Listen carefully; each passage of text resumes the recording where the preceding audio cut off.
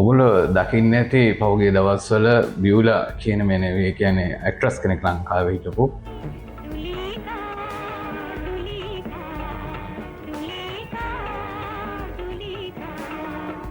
දැන්ට පිටරටක ජීවත් වෙන්නේ ලංකාවේ ඇවිල්ලා එයාගේ 80 වෙනි බර්ත්ඩේ එක 80 වෙනි උපන්දිනේ සෙලිබ්‍රේට් කරා සැමරුව.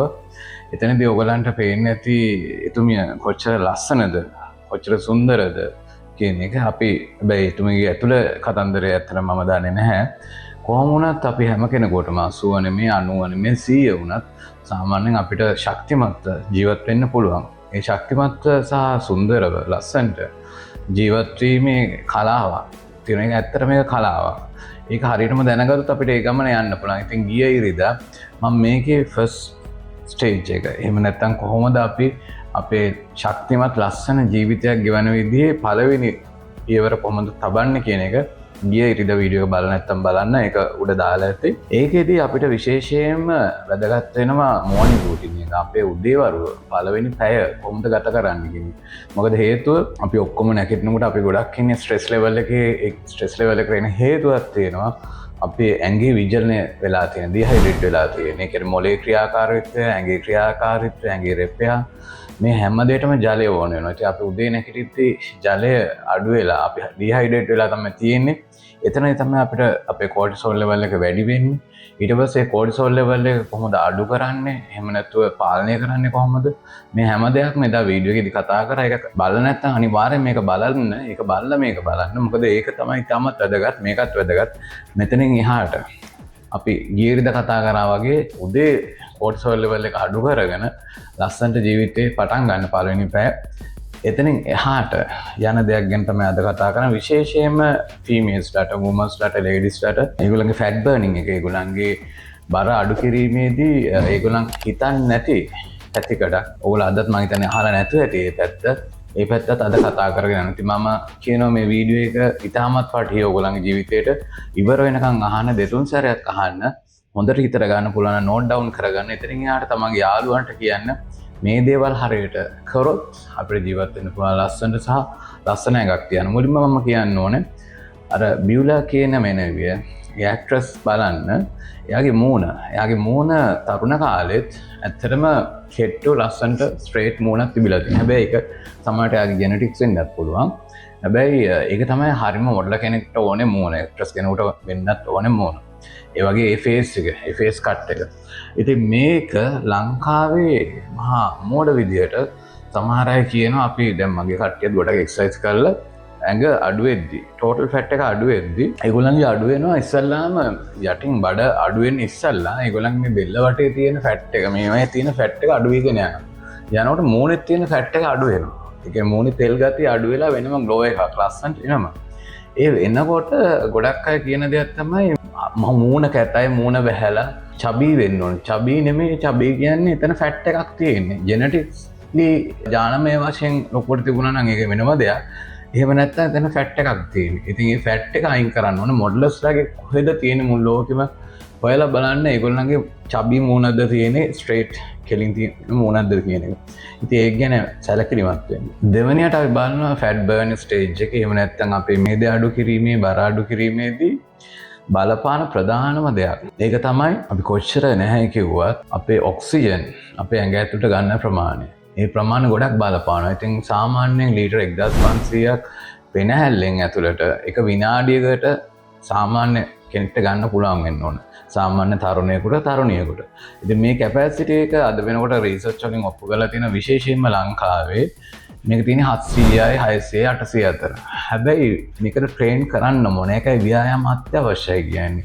ව්‍යායාම වලදී අපි කරනවා VO2 max කියලා. ඒ කියන්නේ මැක්සිමම් ඔක්සිජන් ප්‍රමාණයක් ඇතුළට ගන්න විදිය. මෙතනදී මම ඉස්සර වීඩියෝස් එක කරලා ඒවා බලන්න. පස්සේ ඕනනම් කෙනෙක් මට කෝල් කරලා අහන්න. මෙතනදී ට්‍රේනින්ග්ස් දෙකක් වැදගත්. එකක් තමයි zone 2 training සහ ඊට පස්සේ heat training and strength training. ආයෙ මම කියනවා zone 2 training number 1, ඊට පස්සේ heat training, අනිත් එක ශක්තිමත් ව්‍යායාම strength training. ඉතින් මෙතනදී zone 2 training එක ගැන මම වෙනම කරලා ඇති. ඒක ගැන වීඩියෝ එකක් ආයෙ ඕනනම් කරන්න. heat training ගැන කරලා ඇති. මේ තුන එකව කරන්න ඕනේ අපේ ශක්තිමත් ජීවිතයක් ගෙවන්න. දෙවෙනි දේ අපේ human body එක හැදිලා තියෙන්නේ ketones විදිහට යන්න. ඇත්ත කතන්දරේ. ග්ලූකෝස් විදිහට යන්නේ නෙමෙයි. ආදි මානවය ගත්තාම ඒගොල්ලන් තිබිලා තියෙන තනිකර කීටෝන්ස්. කීටෝන්ස් කියන්නේ මොනවද කියලා ඕල් දැන් අහයි. කීටෝන්ස් කියන්නේ අපේ ඇඟේම තියෙන මේදය කඩලා මේදෙන් දුවන විදිහට. එහෙම නැත්නම් මේදේ තියෙන ආහාර අරගෙන ඒකෙන් දුවන විදිහට හදන විදිහට. මේකට ඇත්තටම විද්‍යාත්මක වචනයක් තියෙනවා. ඒ විද්‍යාත්මක වචනය තමයි BHB කියන්නේ. BHB තමයි සාමාන්‍යයෙන් අපේ තියෙන වැඩිපුර තියෙන මේදේ. එහෙම නැත්නම් අපි ගන්න මේදේ හිතකර මේදේ liver එකට ගෙනල්ලා liver එකෙන් production එක ketones හදන්නේ BHB හැටියට. BHB වලින් තමයි මේක අලුත් fuel system එකක්. අලුත් ඉන්ධන ප්‍රමාණයක්. අපි හිතමු කාර් එකක් දිව්වා දුර්වල පෙට්‍රල් 92. ඊට පස්සේ අපි ගහන 95 හොඳ පෙට්‍රල්. අන්න ඒ වගේ මේගොල්ලෝ හරවනවා BHB එක කෙලින්ම ketones වලට. ඒතර ketones කියන එක අපේ ඇඟේ අපි මම හැබැයිම කියන දෙයක් තමයි ඇඟේ ශක්තිය නිපදවන්නේ මයිටොකොන්ඩ්‍රියා වලින්. power plant වලින් මයිටොකොන්ඩ්‍රියා අපේ ඇඟ හැමතැනම මේ ඇඟ හැමතැනම හැම සෛල එකම මයිටොකොන්ඩ්‍රියා තියෙනවා. power plants තියෙනවා. මේව වෙහිලා තියෙන්නේ. ඉතින් මේවා අපි අරගන්න ඕනේ. අරගත්තම තමයි ශක්තිමත් ජීවිතයක්, දිගු කාලන ජීවිතයක්, ලස්සන ජීවිතයක් වෙන්නේ. අපේ ketones හරියට වැඩ කරන්න ගත්තට පස්සේ BHP වලින් ketones වලින් ඉන්ධන ඉපදවන්න ගත්තට පස්සේ මේ හැම දෙයක්ම ඇරෙනවා. මේ හැම සෛලයක්ම ඇරෙනවා. මේ මයිටොකොන්ඩ්‍රියා කියන ෆන්ක්ෂන් එක හරියටම වෙනවා. එතෙන්ට එන්න අපේ එක්සර්සයිස් අවශ්‍යයි, ketones අවශ්‍යයි. ඒතකොට ketones වලදී ඔයගොල්ලෝ තේරුම් ගන්න අපේ ග්ලූකෝස්යි කීටෝන්ස්යි කියන්නේ ෆුවල් ಜಾති දෙකක්. අපි නිකන් 92 95 පෙට්‍රල් නැතු අපි ගමු මෙහෙම ඩීසල් පෙට්‍රල් කියලා අපි නිකන් ඔයගලන්ට තේරෙන භාෂාවෙන් මම මේ කියන්නේ. ඒ වෙනකොට අපි තුමු ග්ලූකෝස් වලට එකපාරට ශක්තිය නිපදවන්න, ෂණික ශක්තිය නිපදවන්න පුළුවන්. හැබැයි අවුරුදු 40ක් 35ක් වගේ වෙන යනකොට එතනදී ඉන්සුලින් ලොකු ඩැමේජ් එකක් කරනවා. ඉන්සුලින් හරියට ක්‍රියාකාරී වෙන්නේ නැත්තම්. මොකද ඉන්සුලින් කියන්නේ අපිට බලපාන ලොකු හෝමෝන් එකක්. ඇත්තටම අපිට අත්‍යවශ්‍ය හෝමෝන් එකක්.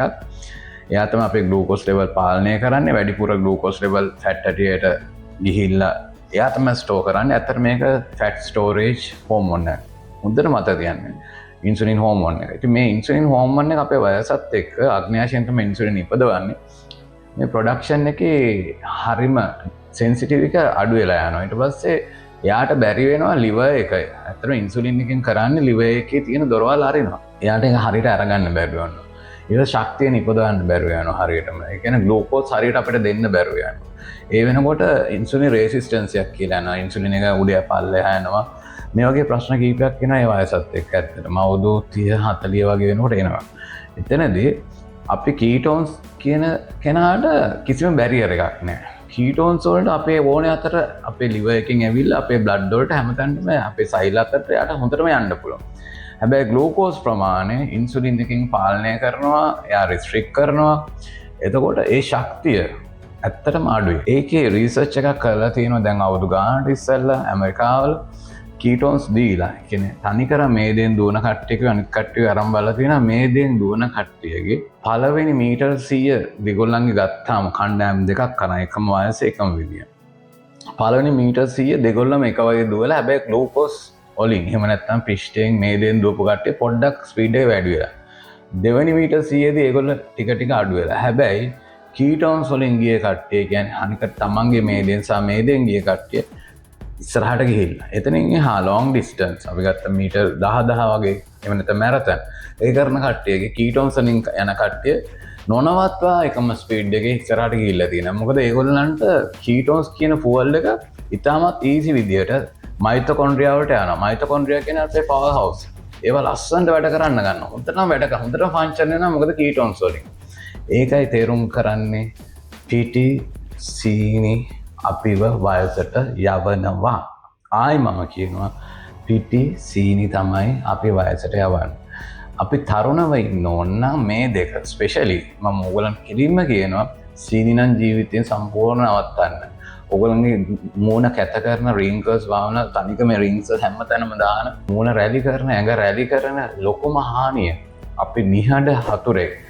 අපි කියන සයිලන්ට් කියලා අපි දන්නේ නැහැ කොයි වෙලේ මරයිද අපි ඔය කියන. ඒ තත්ත්වෙට එච්චර දරුණුයි. එච්චර පොයිසන් එකක් මේ සීනි කියන්නේ. ඒක නිසා මේ සීනි පුළුවන් නම් මේ දැන් හිතා ගන්න මම නවත්වන ජීවිතේට මම බොන්නේ නැතේ ඒකටවත් දාන්නේ නැහැ. මම නම් අවුරුදු ගානක ඉඳන් මම සීනි බීලා නැතේ වලටත් දාන්නේ. ඒ ලෙවල් එකට එන්න. එතනින් යා ටික ටික අපි හිත හදාගමු. හදාගෙන මේවට ට්‍රේන් වෙන්න අපේ එලයිට් ස්පෝර්ට්ස් ඇකඩමි එකේ එලයිට් ට්‍රාන්ස්ෆර්මේෂන් ඇකඩමි එකේ දැනට අපි ලොකු ටීමයක් හදලා තියෙනවා. මම හැම වෙලේම කියනවා ලෝකේ හැම තැනම ඉන්න කට්ටියක ඉන්නවා. හරිම ලස්සනට යනවා. ඒ ටීම් එකේ වෙනස තමයි මේක තේරුම් ගන්න. ඒගොල්ලෝ සීනි භාවිතය සම්පූර්ණයෙන් නවත්තලා තියෙනවා සහ පිටි ඉතාමත් කන්ට්‍රෝල් සහ ඒගොල්ලන් එක්සර්සයිස් හරියටම කරනවා. ඊළඟදී එතන ඒගොල්ලෝ හරියටම ලස්සනට ඉන්න හැම කෙනෙක්. මේ ලස්සනට ඉන්න හේතුවක් තියෙනවා. ඒ හේතුව තේරුම් ගන්න. ඒ හේතුව තමයි පළවෙනි දේ ෆිසිකල් ෆිට්නස්. ඒගොල්ලන් ෆිසිකල් ෆිට්නස් හොඳටම තියෙනවා. ඒක ඕගොල්ලෝ කැමති නම් එතෙන්ට එන්න. දෙවෙනි දේ මෙන්ටල් ස්ට්‍රෙන්ත් එක. මෙන්ටල් ෆිට් එක. ඒ කියන්නේ තමන්ගේ මනස කොච්චර ශක්තිමත්ද කියන එක. වැදගත්ම තුන්වෙනි දේ මේක කවුරුත් හිතන්නේ නැති පැත්තක්. අපි ඒ ට්‍රාන්ස්ෆර්මේෂන් ඇකඩමි එකේ ඒක ස්ට්‍රික්ට්ලි බලලා හදනවා. ඒ තමයි ඉමෝෂනල් ස්ට්‍රෙන්ත්. ඒ කියන්නේ අපේ හැඟීම් වල තියෙන ශක්තිමත් භාවය. හැඟීම් ශක්තිමත් නැත්නම් අපිට මොකක් හරි දුකක් හිතුන වෙලාවට පැණිරහ කන්න හිතෙනවා. ඒ ගොඩාක් ස්ට්‍රෙස් වෙලා, ඇන්සයිටි වෙලා, ડિප්‍රෙෂන් ඉන්න කට්ටිය ගොඩක් පැණිරහ කනවා. ඒ කියන්නේ ඉමෝෂනලි ඒගොල්ලන් ඩවුන්. ඉතින් මෙතන හදන්න ඕන දේ ඉමෝෂනල් ස්ට්‍රෙන්ත් එක. අපි කොච්චර කේක් කෑල්ලක් දැක්කත් මොනවා දැක්කත් අපි දුකෙන් හිටියත් සතුටින් හිටියත් කන්ට්‍රෝල් එකේ ඉන්න එක. මේ ගොඩක් වැදගත් ඉමෝෂනල් ස්ට්‍රෙන්ත් එක. ඉතින් ගිය සැරේ වීඩියෝ එකෙත් මේ ට්‍රයැන්ගල් එක මම දාලා ඇති බලන්න. කොහොමද ට්‍රයැන්ගල් එක කියන එක. ඉතින් මේක තේරුම් ගත්තොත් හැන ඕගොල්ලන් ලස්සන ජීවිතයක් ගෙවන්න පුළුවන්. ඊළඟට අපි බලමු අපි හිතන්නේ නැති ඕගොල්ලෝ මෙච්චර කාලෙ අහපු නැති පැත්තක්. ලේඩිස්ලාගේ වුමන්ස්ලාගේ ස්ත්‍රීන්ගේ ෆැට් බර්න් වෙන කාලයක් තියෙනවා. ඒක හරියටම අහගන්න. ෆැට් බර්න් වෙන කාලයක්. ඔයගොල්ලෝ හිතුවට හැමදාම එක්සර්සයිස් කරාට ඒක වෙන්නේ නැහැ. ඒක හරියටම දැනගන්න. මේක පුළුවන් නම් පොතක ලියා ගන්න, නෝට් ඩවුන් කරගන්න. මම හිතන්නේ මෙච්චර කාලෙ ඔයගොල්ලෝ මේක අහලා ඇති කියලා. ඒගොල්ලෝ මෙන්සස් පීරියඩ්ස් පටන් ගන්න කාලෙක ඉවර වෙන අතර ෆැට් බර්නින් එකේ ඒගොල්ලන්ගේ weight loss එකේ ලොකුම බලපෑමක් තියෙනවා. මොකද පිරිමින්ගේ හෝමෝන් වෙනස් වෙන්නේ නැහැ. එච්චර ලේසියෙන් වෙනස් වෙන්නෙම නැහැ. ඒගොල්ලන්ගේ තියෙන ටෙස්ටරෝන් හෝමෝන් එක, සෙක්ස් හෝමෝන් එක. ඒ හෝමෝන් එක සාමාන්‍යයෙන් අවුරුද්දේ ඉඳලා පොඩ drop වෙගෙන යන එක වෙන එකක්. හැබැයි ලේඩිස්ලාගේ හෝමෝන්ස් තුනක් තියෙනවා. එස්ට්‍රජන්, ප්‍රොජෙස්ටරෝන්, ටෙස්ටෝස්ටෙරෝන්. මේකේ ලොකු බලපෑමක් ලේඩිස්ලාට කරනවා. එස්ට්‍රජන්, ප්‍රොජෙස්ටරෝන් ලොකු බලපෑමක් කරනවා. ඉතින් හරිම කල්පනාවෙන් ඒගොල්ලන් ඒ හෝමෝන්ස් කන්ට්‍රෝල් කරගන්න ඕනේ, යන්න ඕනේ. මේවට ව්‍යායාම තියෙනවා, නියුට්‍රිෂන් පැත්ත, කන විද්‍ය මේ හැම දෙයක්. ඒතර ෆැට් බර්නින් එකේදී මේකේ ලොකු බලපෑමක් තියෙනවා. ඒගොල්ලන්ට පිරිමින් වගේ නෙමෙයි. ඒගොල්ලන්ගේ ෆැට් බර්නින් දවස් තියෙනවා. ඒ දවස් ටික තමයි මම මේ කියන්නේ. ෆීමේල්ස්ලාගේ ස්ට්‍රීන්ගේ එකේ සිට හරියටම බලන පීරියඩ් සයිකල් එක. පීරියඩ්ස් හැදිලා පළවෙනි දවසේ ඉඳලා පස්වෙනිද වෙනකොට එස්ට්‍රජන් ලෙවල් එක ක්‍රමක්‍රමයෙන් ඉහළට යන්න ගන්නවා. ක්‍රමක්‍රමයෙන් ඉහළට යනවා කියන්නේ ඔයගොල්ලෝ ෆැට් බර්නින් එක ස්ටාර්ට් වෙනවා ටික ටික. ඊට පස්සේ මෙතන ඉඳලා 12 13 14 මතක තියාගන්න 12 වෙනිදා 13 වෙනිදා 10 කියන්නේ හැදිලා මං කියන කැලෙන්ඩරේ දින නෙමෙයි ඔයගොල්ලෝ මේසස් වල 12 වෙනි දින 13 14 වගේ යද්දි එස්ට්‍රජන් ලෙවල් එක හයි. එස්ට්‍රජන් ලෙවල් එක හයි. එස්ට්‍රජන් ලෙවල් එක උඩටම ගිහිල්ලා තියෙන්නේ. ඒ ලෙවල් එක උඩට යනවා කියන්නේ මේ වෙලාවේ ඔයගොල්ලන්ගේ ෆැට් බර්නින් එක ඉතාමත් වැඩි. පිරිමින්ට සාපේක්ෂව ගත්තොත් 40කින් 50කින් පිරිමින් අපිට එක්සර්සයිස් කරලා පිරිමි කෙනෙකුගේ ගෑනු කෙනෙකුගේ කරනවා කියලා එකම ආහාර රටාව හැබැයි පිරිමින්ට වැඩිය 12 13 14 දවස්වලදී 40කින් 50 කියන හියුජ් ප්‍රමාණයකින් වෙනස් වෙනවා. හියුජ් ප්‍රමාණයකින් ඉහළ යනවා. නැවතත් ෆීමේල් හෝමෝන්ස් වෙනස් වෙනවා 14 වෙනි දිනේ ඉඳලා 14 වෙනිකන් එස්ට්‍රජන් උඩට ගිහිල්ලා ෆැට් බර්නින් උඩරිම ඊට 14 ඉඳලා පල්ලෙහාට එස්ට්‍රජන් යනවා. ඒකම ප්‍රොජෙස්ටරෝන් කියන හෝමෝන් එක උඩට යනවා. ප්‍රොජෙස්ටරෝන් හෝමෝන් එක උඩට යනවා කියන්නේ ඔන්න ඕගොල්ලන් ගොඩක් එක්සර්සයිස් කරන්න වෙනවා. මොකද ෆැට් බර්නින් එක අඩු වීගෙන යනවා. 14 ඉඳලා 21කට එද්දි ප්‍රොජෙස්ටරෝන් උඩටම ගිහිල්ලා එස්ට්‍රජන් පල්ලෙහාටම ගිහලා. ප්‍රොජෙස්ටරෝන් උඩටම ගියයි කියන්නේ වාගේ ෆැට් බර්නින් ස්ටේජ් එක ෆුල් නිල් කියන්නේ හරිම අඩුයි. ඉතින් ඒ කාලේ ගොඩක් එෆෝට් එකක් දාන්න ඕගොල්ලන් ෆැට් බර්න් කරන්න. හැබැයි ගොඩක් අඩුයි. ඒ කාලෙට ගොඩක් සැලකිලිමත් වෙන්න වැඩිපුර එක්සර්සයිස් කරන්න. එදාට රෙස්ට් කරන්න නම් යන්න එපා. මොකද ඒ කාලේ දාරුනේ. මොකද ඕගොල්ලෝ මුල දවස් ටික එක්සර්සයිස් කරලා අන්තිම දවස් ටිකේ 14න් පස්සේ මිසස් ඇවිල්ලා දින 14න් පස්සේ එක්සර්සයිස් අඩු කරොත් හොඳට මතක තියාගන්න ඒක ගොඩාක්ම බලපානවා. ඒ නිසා එක්සර්සයිස් වැඩි කරන්න 14 ඉඳලා 21 දක්වා. 21 වෙනකම් ප්‍රොජෙස්ටරෝන් හයි. ඒ කියන්නේ ඔයගොල්ලෝ ෆැට් බර්නින් නැහැ. ගොඩාක් මහන්සි වෙන්න ෆැට් බර්න් කරන්න. නැවතත් මේක ආයෙ වෙනස් වෙනවා. මේ සර්කල් එක ආයෙ වෙනස් වෙනවා. මේක ආයෙ 27 වෙනි දින සිට 27 28 යනකොට ආයෙ ප්‍රොජෙස්ටරෝන් ෆුල් යට නිල් යටයටම ගිහිල්ලා ආයි නගිනවා ටික ටික එස්ට්‍රෝජන්. ඒතර ප්‍රොජෙස්ටරෝන් 27 28 එනකොට පල්ලෙහා. ඔන්න ආයි අපිට ෆැට් බර්නින් ස්ටේජ් එකට එනවා 27 28 වෙනකොට. හරියටම එසස් හැදෙන දවස්. ඒතර ප්‍රොජෙස්ටරෝන් පල්ලෙහාටම ඇවිල්ලා තියෙන නිල්. නිල් කියන්නේ ඇත්තටම අඩුයි. ඒ වෙනකොට අපිට එක්සයිස් පටන් ගත්තාම එතන ඉඳලා දැන් ඔයගොල්ලෝ මගෙන් ගොඩක් අය අහනවා පීරියඩ්ස් ඇදලා තියෙද්දි මියුසස් ඇදලා තියෙද්දි ව්‍යායාම කරන්න හොඳද කියන්නේ. ඇත්තටම හොඳයි. ඇත්තටම හොඳයි. එතනින් තමයි අපේ එස්ට්‍රෝජන් ලෙවල් එක ආයි නගින්නේ. අපි ඒ කාලේ ඉඳලා ආයි පළවෙනි දවස් ටික 14 වෙනකම් 1 2 3 4 5 ආදී පොඩ එස්ට්‍රෝජන් උඩට එනවා. එතන ඉඳලා ඉතාමත් පීක් එක දෙනවා 14 වෙනකොට. ඒ 14 කියන්නේ ෆැට් බර්නින් මැක්සිමම් පිරමිඩ්ට 140ක් 50ක් වැඩි. එතනදී ඕගොල්ලන් රිසල්ට් එක හොඳටම ගන්න පුළුවන්. මේ ඕගොල්ලන්ගේ හෝමෝන් ගැන හරියට දැනුවත් වෙලා එක්සර්සයිසස් කරොත් විශේෂයෙන් ෆීමේල්ස්ලා ඔයගොල්ලන්ගේ ඇඟ අඩු කරගන්න මහා අමාරු දෙයක් නෙමෙයි. නැත්නම් හැම වෙලෙම එකම විදිහට එක්සර්සයිස් කරන්න එපා. අර කාලෙට මම කියන්නේ 14 වෙනකම් උපරිම යන්න. එදාට ගන්න උපරිම ප්‍රයෝජනේ මොකද 12 13 14 කියන්නේ ඔයගොල්ලන්ගේ ෆැට් බර්නින් වල ස්වර්ණමය දින 3. ඒ තුනේදී උපරිම ප්‍රයෝජනය ගන්න. මම ඉතින් මේ දේත් එක්ක මම ඔයගොල්ලන්ට පොඩි ටිප්ස් ටිකක් ආයෙ දෙනවා. ඔයගොල්ලන් කෑම ගන්න විදිය අපි ඩයට් ප්ලෑන්ස් ඒකම කොහොමද ඩයට් කරන්නේ? මේ මෙතඩ්ස් ගැන වෙන වීඩියෝ එකක් කරලා තිබුණා. ඒක ආයෙත් බලන්න. ඒ ඩයට් කරන විදිහත් බලන්න. එතනදිත් අපි අපේ ග්ලූකෝස් ප්‍රමාණය කන්ට්‍රෝල් කරොත් අපිට තවත් අර ඊසි විදිහට ෆැට් බර්නින් වලට යන්න පුළුවන්.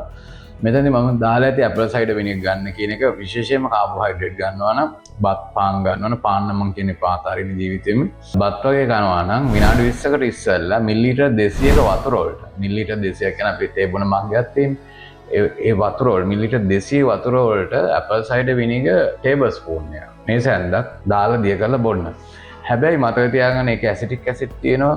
ඒ නිසා බ්‍රෂ් කරන්න එහෙම නැත්නම් ස්ට්‍රෝ එකකින් බොන්න. දීලා විනාඩි 20ට පස්සේ බත් වගේ දේවල් ගන්නවනම් ඉතාමත් අඩුවෙන් ගන්නවා නම් ගන්න. මොකද හේතුව ඕගොල්ලන් ගන්න කාබෝහයිඩ්‍රේට් බත් හරි ඉක්මනට බ්‍රේක් ඩවුන් කරනවා ග්ලූකෝස් හැටියට. ඒ බ්‍රේක් ඩවුන් කරන ප්‍රමාණය 70%ක විතර අඩු කරනවා ඇපල් සයිඩර් විනිගර් වලින් ඇසිටික් ඇසිඩ් වලින්. ඒක තමයි කියන්නේ ඇපල් සයිඩර් විනිගර් ගන්න කියන්නේ. තවත් ක්‍රමයක් මම දාලා ඇති ඊටින් ඕඩර් කියන එක. කන්නකොට ඉස්සල්ලාම ගර්කින් පිපිඤ්ඤා ඒ වගේ දෙයක් ගන්න.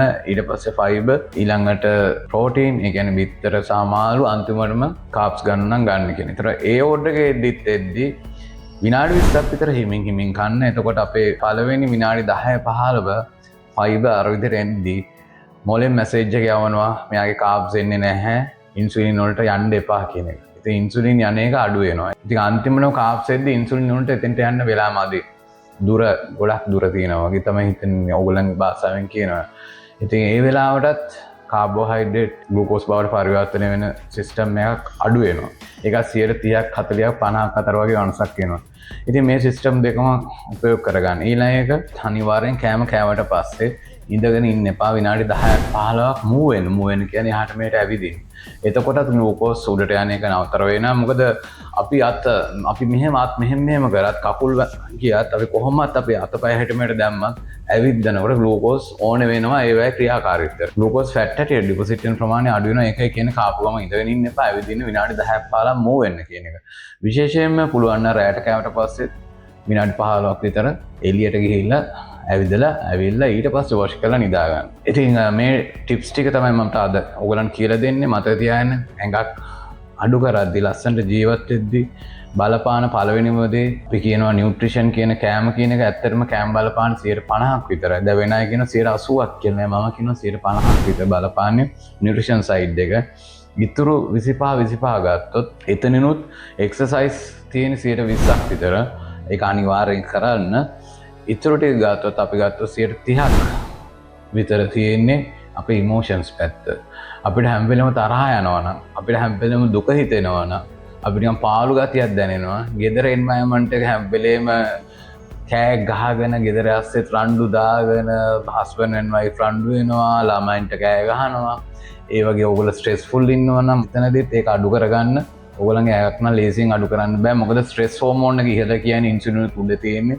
ඉන්සුලින් රෙසිස්ටන්ස් එක නවත්තන්න බෑ. ඕගොල්ලෝ ලෙඩ වෙන එක නවත්තන්න බෑ. heart attack, diabetic අනිවාර්යෙන් එනවා. ඒක නිසා තමන්ගේ හිත සංසුන්ව තියාගන්න මේක බුද්ධ ධර්මයේ බුදුරජාණන් වහන්සේ උන්වහන්සේ දේශනා කරේ මේකයි නිරෝගීවත්ව දිගු කාල ජීවිතයකට අත්‍යවශ්‍යයි. තමන්ගේ මානසික භාවය පුළුවන් නම් භාවනා කරන්න, සතුටින් ඉන්න, hina වෙලා ඉන්න, දයාව කරුණාව හැම කෙනෙකුටම පතරවන්න. මෙතනදී ඕගොල්ලන්ගේ longevity එක health එකට ගොඩක් බලපානවා. අනිවාර්යෙන් බලපාන ලොකු impact එකක් ඒකේ තියෙනවා.